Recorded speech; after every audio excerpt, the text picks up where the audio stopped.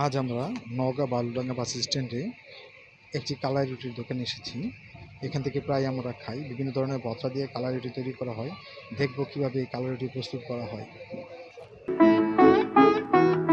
ও আকাশ প্রদীপ jello না, ও বাতাস আখি মেলো না, ও আকাশ প্রদীপ জেলো না।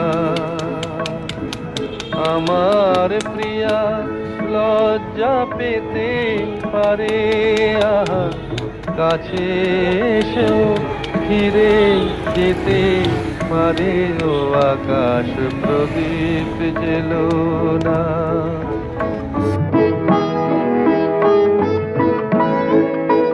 তার সময় হলো আমায় মালা দেবার, সে যে প্রাণের সুরে গান শোনাবে এবার।